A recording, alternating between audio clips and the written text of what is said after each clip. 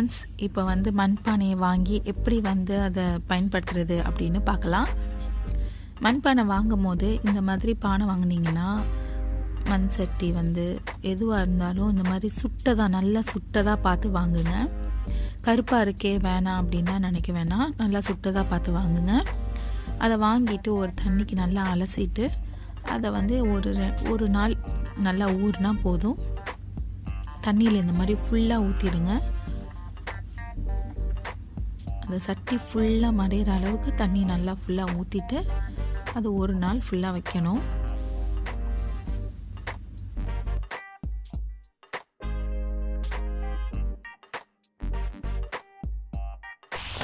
அது தேவையான தண்ணியை எல்லாத்தையுமே உறிஞ்சிக்கும் உள்ளே போட்டதோட.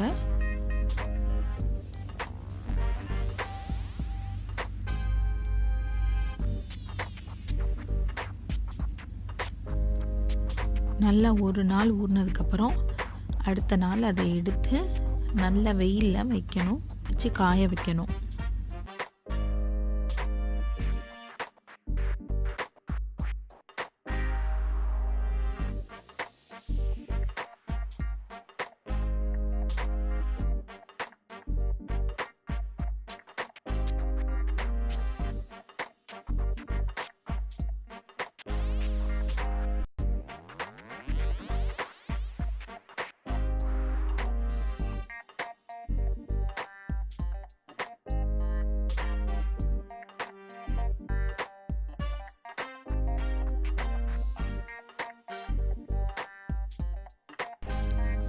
இதை வந்து கழுவுறதுக்கு வந்து சோப்போ லிக்விடோ எதுவுமே போட்டுறாதீங்க. அது போட்டிங்கன்னா சோப் லிக்விட் போட்டால் அது வந்து அந்த சட்டி வந்து உறிஞ்சிக்கும். உறிஞ்சிட்டு நீங்கள் சமைக்கும் போதெல்லாம் அந்த வந்து சோப்பு ஸ்மெல்லு வர ஆரம்பிச்சிடும். அதனால பெஸ்ட்டு என்னென்னா மண் போட்டு நல்லா கழுவுங்க. அப்படி மண் இல்லை அப்படின்னா அரிசி மாவு போட்டு கூட கழுவலாம்.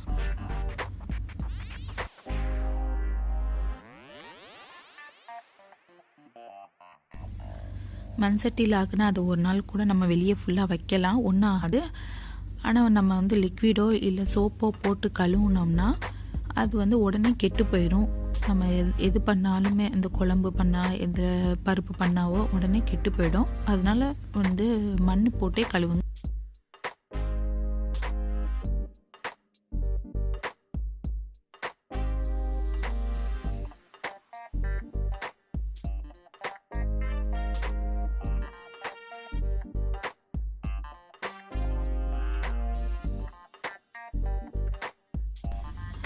நல்லா கழுவி எடுத்ததுக்கப்புறமா அரிசி கழுவுன தண்ணி இருக்கு இல்லையா, அந்த தண்ணியில் வந்து நல்லா ஒரு நாளைக்கு ஊற வைக்க போகிறோம்.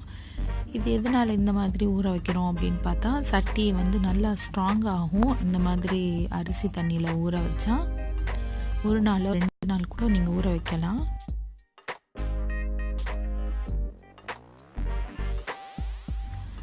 ஒரு நாள் நல்லா ஊறினதுக்கப்புறம் எடுத்து நல்லா கழுவிட்டு நான் மறுபடியும் காய வச்சுட்டு அதுக்கப்புறமா அதில் நல்ல எண்ணெய் விட்டு அந்த சட்டி ஃபுல்லாக நல்லா எல்லா இடமும் படுற மாதிரி தடவை போகிறேன். ஏன்னா அது வந்து இந்த எண்ணெயை வந்து நல்லா உறிஞ்சிக்கும். நல்லா உறிஞ்சிருச்சுன்னா நம்ம எப்போவுமே சமைக்கும் போதெல்லாம் அந்த எண்ணெய் வந்து தன்னால் விடும். நம்ம கொஞ்சம் விட்டால் போதும், அதில் இந்த சட்டியிலே நல்லா எண்ணெய் விட ஆரம்பிச்சிடும். நல்லா விட்டு 2 வாட்டி கூட இந்த மாதிரி எண்ணெய் போட்டு நல்லா காய வச்சுட்டு நல்லா காஞ்சதுக்கப்புறம் திருப்பியும் மறுபடியும் நீங்கள் அதே மாதிரி எண்ணெய் போட்டு காய வைக்கலாம். ஒரு 2 வாட்டி அந்த மாதிரி பண்ணிக்கோங்க. நல்லா எல்லா இடமும் படுற மாதிரி நல்லா தேய்ச்சிக்கோங்க.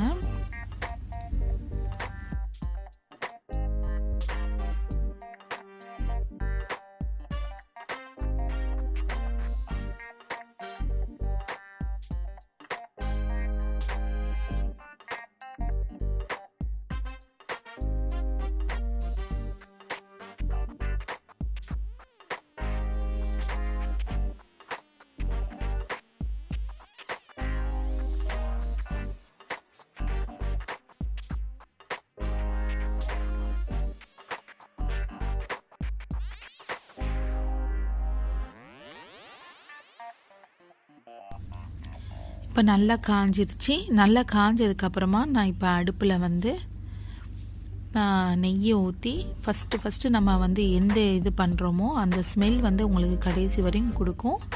ஃபஸ்ட்டு வந்து எப்போவுமே சரி கருவை விட்டுறாதீங்க. அது பிடிச்சிச்சின்னா மண் சட்டியில் எப்போவுமே கருகிற ஸ்மெல் தான் வரும். அதனால பிடிக்க விடாமல் லைட்டான தீ வச்சு நான் ஃபஸ்ட்டு நெய்யை ஊற்றுறேன். நெய்யை ஊற்றிட்டு அதுக்கப்புறமா தேங்காய் திருவல் இருக்குது, அதை போட்டு நான் ஃபுல்லாக வறுத்து எடுக்க போகிறேன்.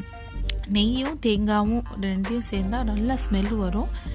இந்த ஸ்மெல் வந்து உங்களுக்கு எப்போவுமே சரி, அந்த தேங்காய் ஸ்மெல்லும் அந்த நெய் ஸ்மெல்லும் உங்களுக்கு அந்த சமையலில் கொடுத்துக்கிட்டே இருக்கும். அதனால் இப்போ நான் அந்த சட்டி ஃபுல்லாக படுற மாதிரி இந்த நெய்யும் தேங்காயும் போட்டு நல்லா வறுத்து எடுக்கிறேன்.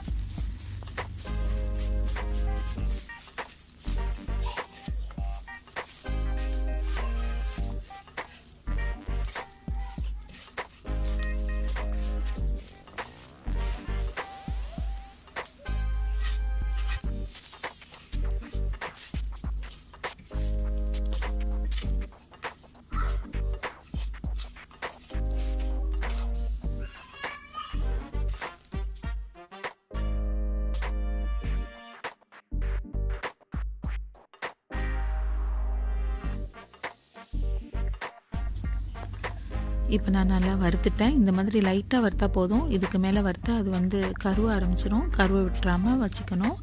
சிம்மில் வச்சு நல்லா இதை ஃபுல்லாக நான் எடுத்து வச்சுக்க போகிறேன். இப்போ வேஸ்ட் பண்ண போகிறதில்ல. அதை எடுத்துட்டு அந்த சட்டியிலே நான் இப்போ வந்து பருப்பு பண்ண போகிறேன்.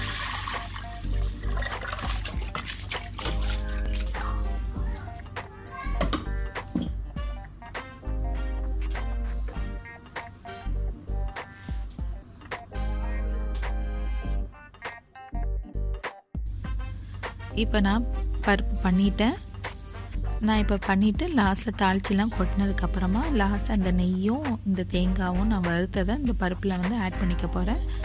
அதை நான் வேஸ்ட் பண்ணாமல் அந்த தாலில் நான் போட்டு அது பண்ணிட்டேன். ரொம்ப டேஸ்ட்டாக இருக்கும், நல்லாயிருக்கும். இப்போ வந்து மண் சட்டி வந்து நம்மளுக்கு ரெடி ஆயிடுச்சு. நான் அதுலேயே வந்து நான் சமைச்சு உங்களுக்கு நான் காட்டிட்டேன். இந்த தால் பண்ணி முடித்ததுக்கப்புறமா இந்த சட்டியில் வந்து கொஞ்சம் உங்களுக்கு இதான மாதிரி இருக்குது, காஞ்ச மாதிரி இருக்குது, எப்படி கழுவுறது லிக்விட் போடாமல் அப்படின்னு பார்த்தா இதை கொஞ்சம் ஊற வச்சுருங்க. அதுக்கப்புறமா தண்ணி ஊற்றி நல்லா ஊற வச்சுருங்க. ஊறினதுக்கப்புறமா நீங்கள் என்ன செய்யுங்க, மண்ணோ இல்லைன்னா நான் சொன்ன மாதிரி அரிசி மாவோ போட்டு நீங்கள் தேய்ச்சி கழுவுனாலே அது போயிடும். லிக்விடு போட்டுறாதீங்க, சோப்பு போட்டுறாதீங்க மண்பானைக்கு. அது எப்போவுமே அது உறிஞ்சிடுச்சுன்னா உங்களுக்கு எப்போவுமே சாப்பாடில் வந்து அந்த லிக்விடு சோப்பு ஸ்மெல்லு தான் வரும்.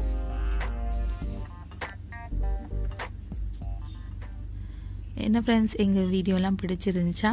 உங்களுக்கு பிடிச்சிருந்தா லைக் பண்ணுங்கள், ஷேர் பண்ணுங்கள், மறக்காமல் ஃபம்சி கிச்சனை சப்ஸ்கிரைப் பண்ணுங்கள்.